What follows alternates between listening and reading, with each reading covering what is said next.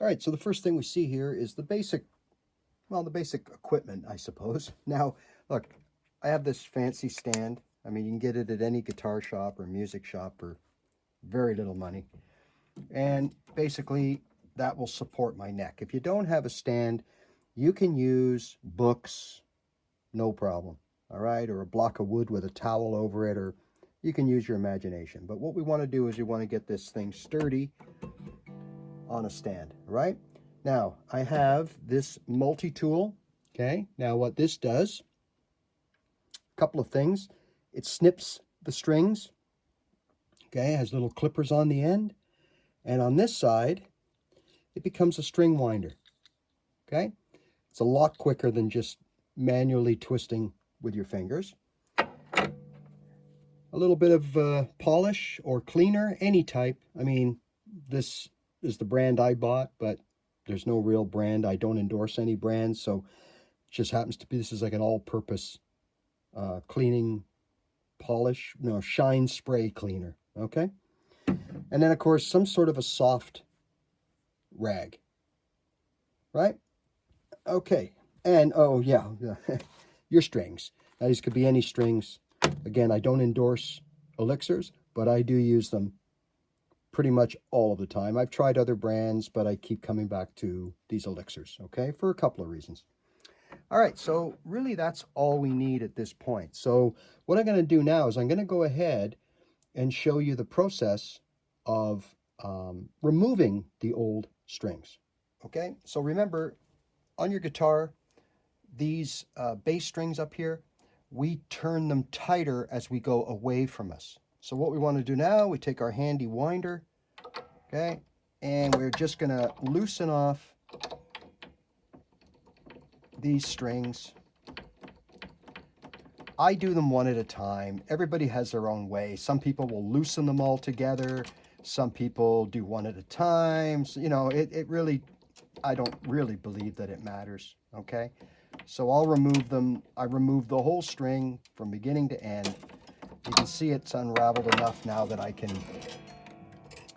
just take that out, okay? Now, on the other end, we have to deal with the tuning pegs, right? Now, on most guitars, and actually on this guitar most of the time, these will just pop out, okay? Because there's no more tension on them. So if they don't, what I do is I get a little spoon or something that's not going to inflict any scratches anywhere, and I just pull that peg out. Now what I do is I keep them in the same order that I lay them in the same order as I take them off, and that's just me, okay? Now I'm going to repeat this process for all strings. So on this one, I just want to show you that we, instead of getting unwinding the string going outway or in, outway is tightening on the bass strings, and on the treble strings to tighten, we go in. So when we want to remove them, we're going to go out on these three strings on this side of the guitar.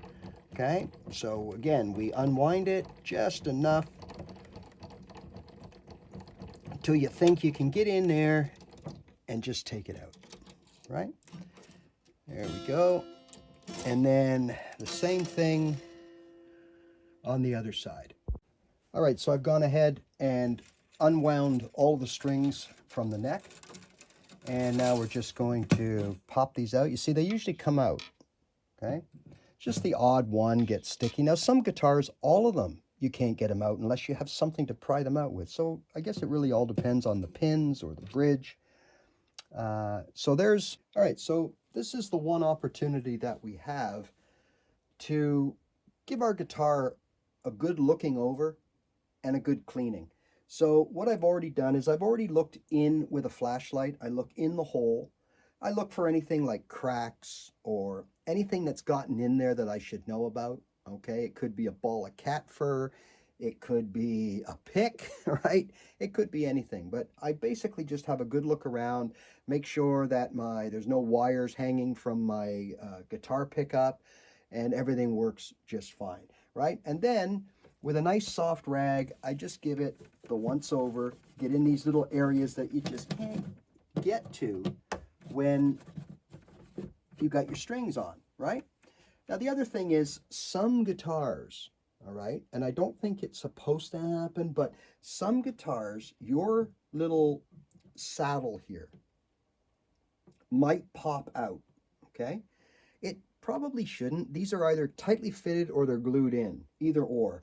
And I believe they are supposed to stay in place. I've never had mine even jiggle, but I do know that some guitars, they will pop out. I don't think it's anything to be alarmed about, but next time you go to your guitar shop, you might want to ask about that. All right, so I just give it an overall wipe down, right? Okay, everywhere else I can clean on a regular basis. It's just the areas where, you know, you don't get access to because you've got strings in your way. So now I'll take my polish, right? And we'll give this a nice little, now you can either do this, or you could spray it onto the rag, either way, right?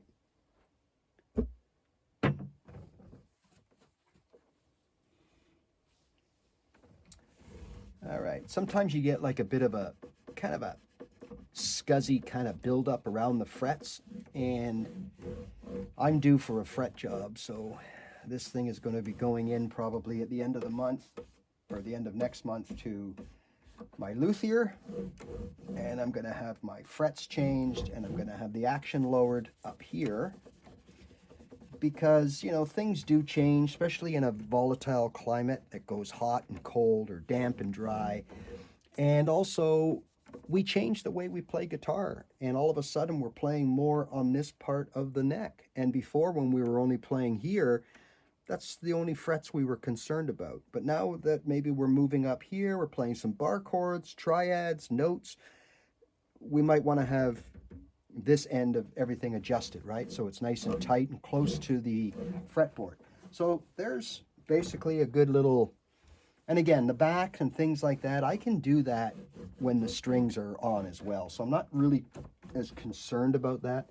I just like to look for any kind of build up right in. See, there's some stuff coming out when I put my finger picking nail in here, right? There's some stuff coming out that's tucked up against those frets. I like to get that. All right? All right, so now we're clean and we're ready to put on some new strings. Let's take a look at our strings, get those organized, right? Now, whatever your choice of strings are, whatever the brand name is, they all come packaged differently. For example, you might get one bag with 6 balls of wound up string in them, and they'll all be color-coded so you know which one is which, right?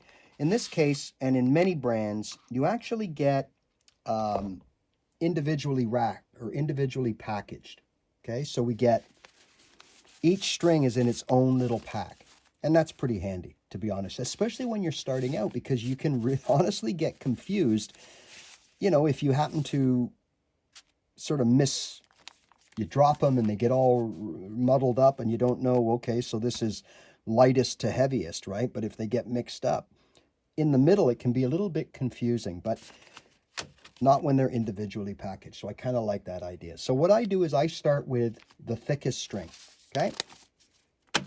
And that would be the E string, right? That low E string.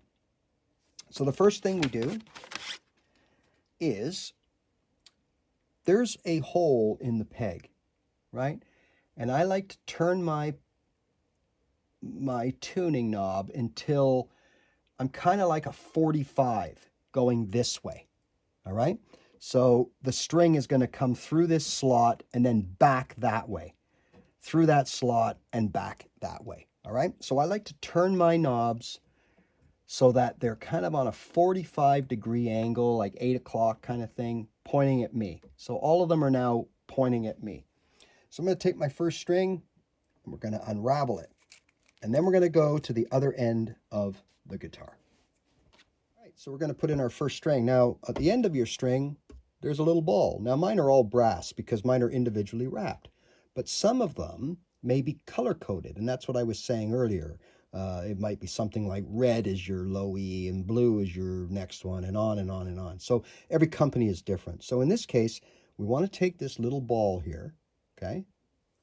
Now, I take my peg, my first peg that I took out, and you'll notice that it's kind of slotted, right? Let me see if I can get that up there.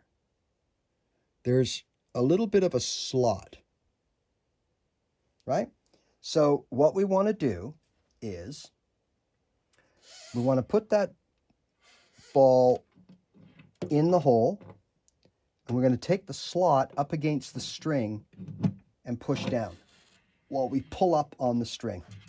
So now what's happened is that little ball has caught in between the bridge and that pin, and it's holding it in place, okay? So we've got that done. Now we run the string to the other end of the guitar. So we are at our first bass peg. Now, as you can see, this is at least a foot longer than we need.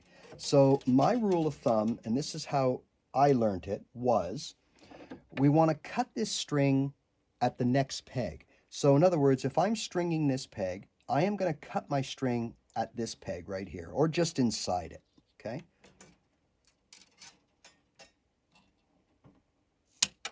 All right. You see? Okay. Now I take this and I thread it through that hole back to me, okay? So we go through the hole back to me. Now I leave about a ½ inch sticking out, okay? Now this is where over time you can get a little fancy and you can make little tongues, and everybody's different. Some people just like the whole thing just hanging in bound, woven sort of balls of string, okay? I leave about that much. Now, all I do now is I hold with this hand, okay?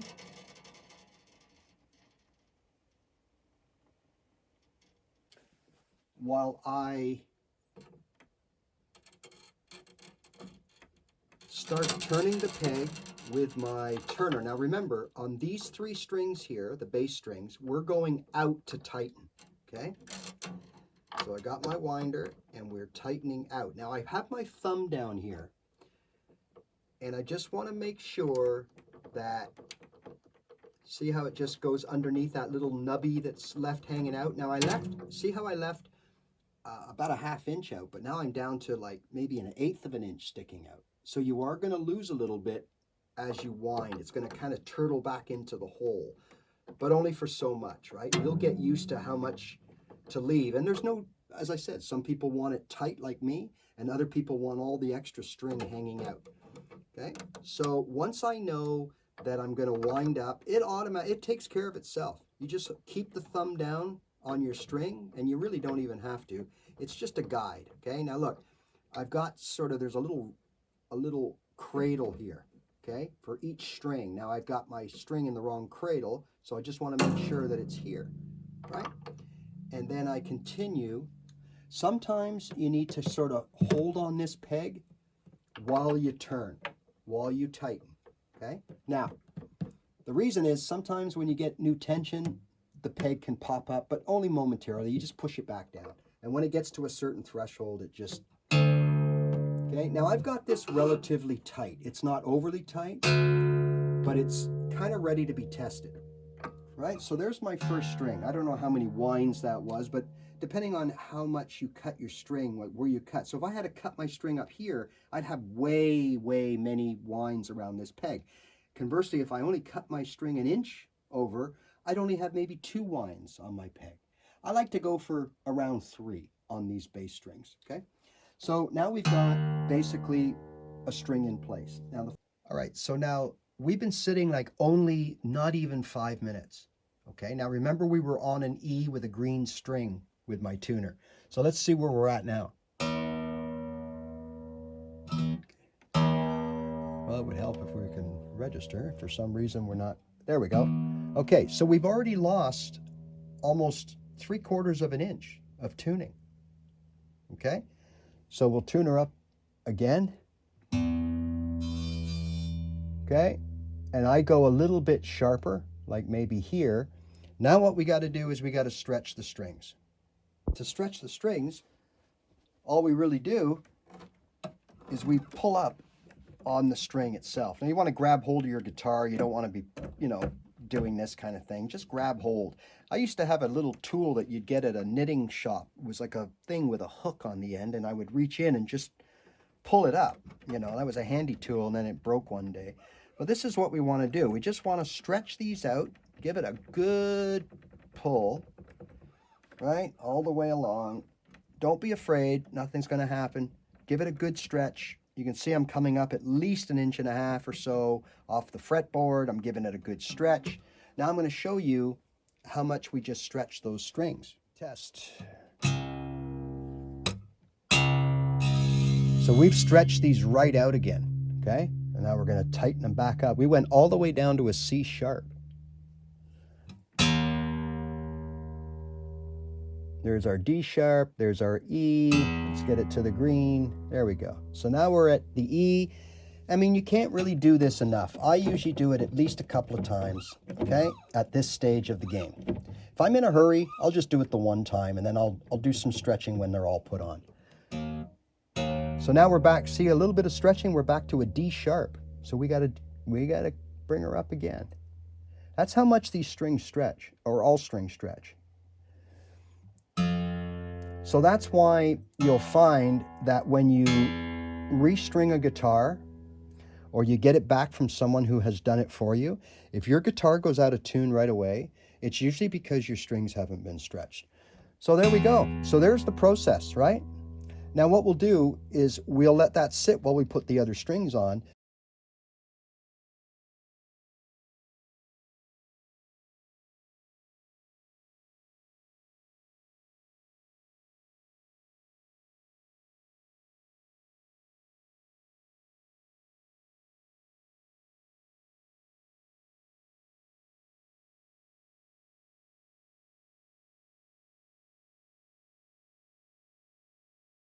All right, so I hope this just helps. What we've just done now is we have saved ourselves anywhere from really $30 to $50, depending on where you live and where you go to have this done, plus the cost of strings. And if you're like me, I change my strings every 3 or 4 weeks. So, you can really save a lot of money, right? Now, at first, you're going to be a little overwhelmed.